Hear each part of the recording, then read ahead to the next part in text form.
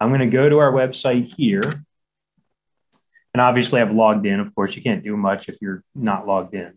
But I'm going to go to the FAQ page and give that a second. And come down here to this list. It says, how do I access sales reporting? It's right here, this option, where it says learn more. It'll take me to another page where I then scroll down all the way to the bottom. It says, click here to report your sales. Pretty self-explanatory, right? So I'm going to click on this, and it takes me to a form. Very, very simple, very short. I need some simple information like the agent's name, the NPN, the client's name, their information, so we can pair that up with what we have. Or if we don't have it, then we can add it to the system. And you need their address and birthday, the plan effective date, when it was signed, and what carrier and what plan. If you have their social security number, that'd be great. Otherwise, drag and drop that application in here. And that's it. You hit submit. So if you feel like you're missing, say, if I put you at 5 sales and you have 10 sales, 5 sales tracking is pretty simple to facilitate.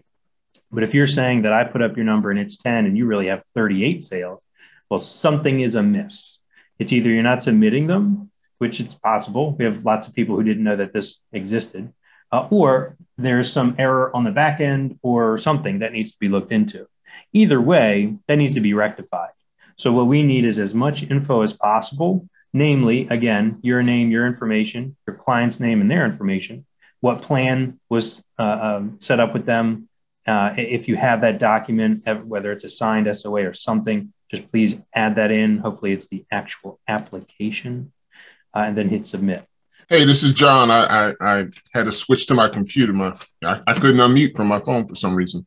So I do want to emphasize a couple of points there. If you scroll down to where it asks you to select plan sales type, click on Medicare Advantage. Okay. When you're submitting a Medicare Advantage plan application, we need to have the Medicare number. And any other product that you're selling, whether it's final expense, dental, hospital indemnity, you have to have a Social Security number.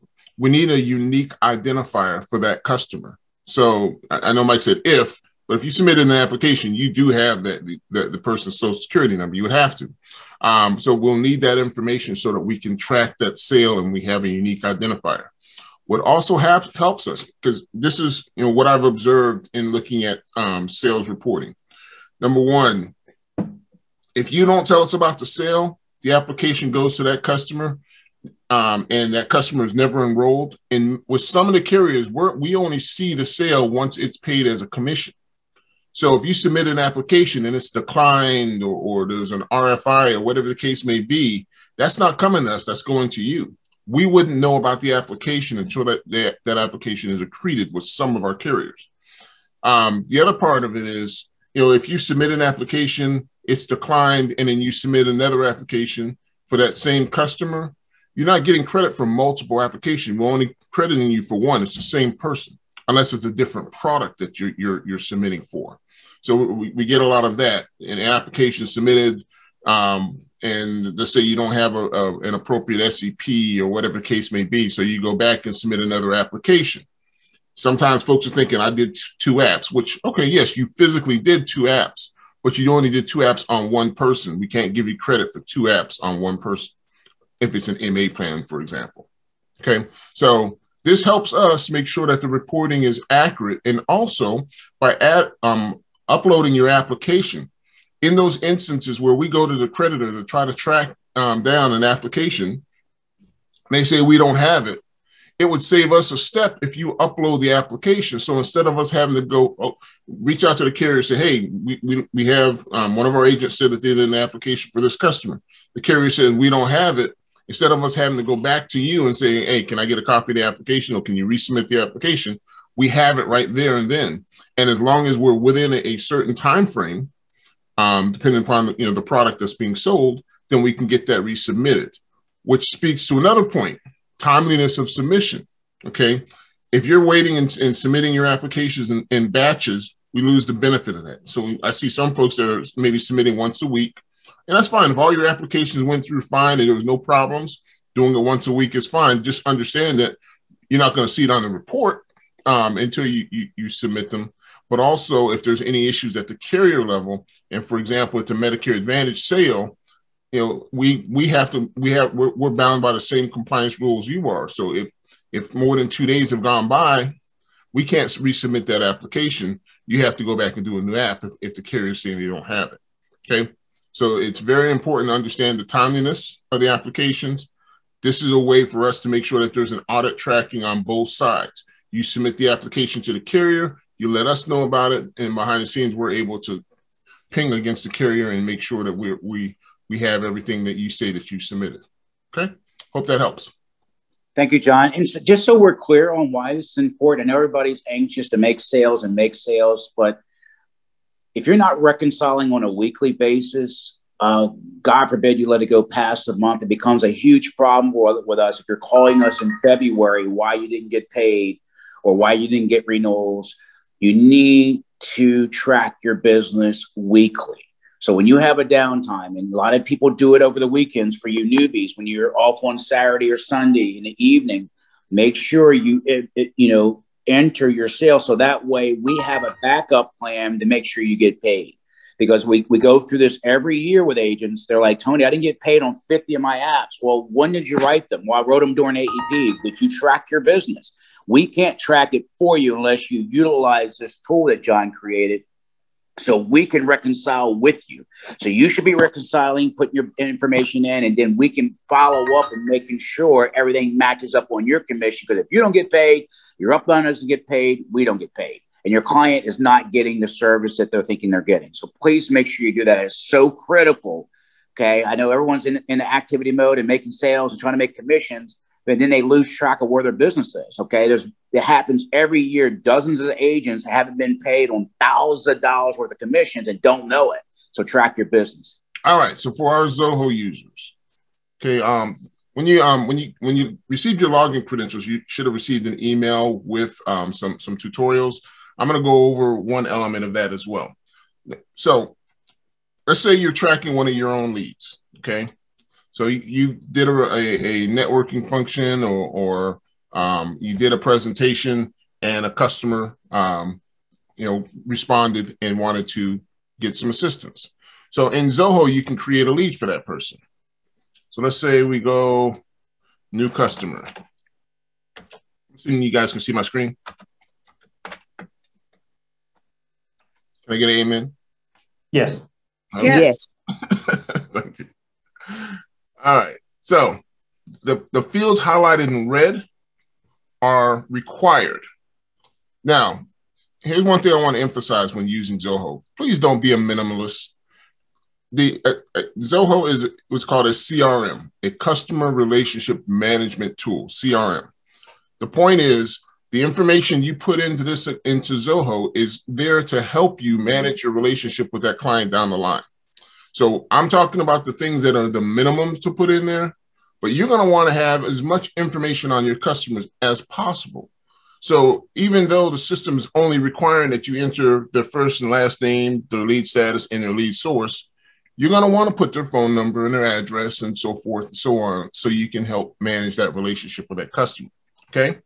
So for the sake of time, though, and brevity, I'm just going to focus on the required field so I can get to the heart of the question here. Lead source, let's say self-generated. Okay. So now I'm able to save this record. All right, finally. Okay, so now this lead is saved. Now, you'll notice that on leads, we don't have fields for Social Security number, Medicare numbers, things like Medicaid number. The reason for that is if you're getting leads from Global specifically, if you're not working those leads within a certain amount of time, those leads are being reassigned to other agents. If that customer has formed a strong enough relationship with you and has entrusted you with their Social Security number, Medicare number, Medicaid number, whatever the case may be, we don't want that bouncing around from agent to agent. So at that point, you would want to convert. There's a button here in the top right-hand corner. You want to convert this lead into a client, okay? A lot of people are under the misconception that a person's only a client if they've bought a product from you. If that customer trusts you and is calling you and asking you for advice, sending you referrals, whatever case, you have a relationship with that person. That is your client. And you want to maintain that relationship and you want to know everything you can and document everything you can about that person, because hopefully you'll have a lot of them and you don't want to get confused and mix people up. So I converted. Hopefully this won't take forever. All right. So now I've already created a client named new customer before, but I'm going to create a new one this time. That's why this is coming up saying add to existing, because there's already somebody with that name. Okay. So now when I click here, it moves from leads to clients because this is now a client. Now you'll see that there's a social security number field. If I scroll down, there's a section for current coverage. So there's a field for Medicare number, Medicare identifier, Medicaid number, okay? At the bottom, there's a section called action items. This is where you're able to tag your leads or clients, because you can do this on lead side too, but you can tag your customers if you've spoken to someone and they're interested in a product. So for example, if I talk to someone and they're interested in Medicare supplement, I can check that. And they say they're interested in life insurance or final expense, I can check that. Why is that important?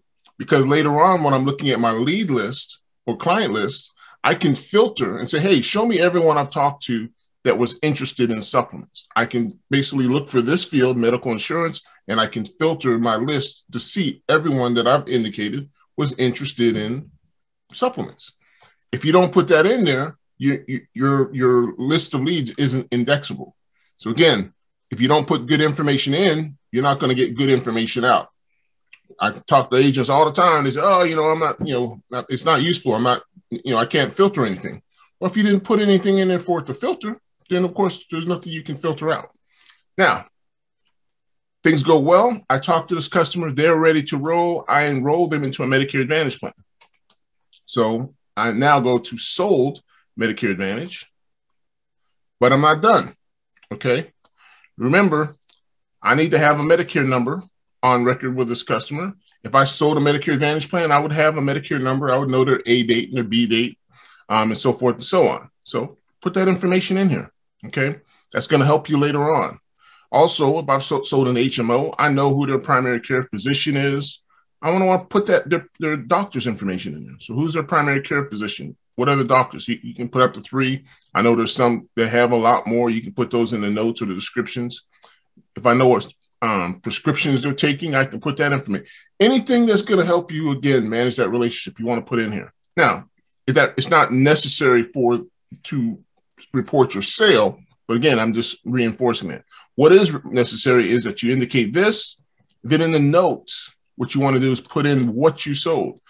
By just tagging as sold Medicare Advantage, we know what type of product you sold, but we don't know what carrier and what plan and what effective date. So I'll indicate Cigna sold, Cigna preferred, effective 11/1, and save. Okay. And now, if I have the application, which you should, you can also attach it. So on the left-hand side, you see attachments. You click here and you can upload it just like you would do an attachment for an email. If you click here or drag and drop, you can go to your download folder or wherever you have it, and boom, you can upload the document. Okay. Now the application is attached. All the information we need to track the sale is there. Medicare number, the copy of the application and details on the plan.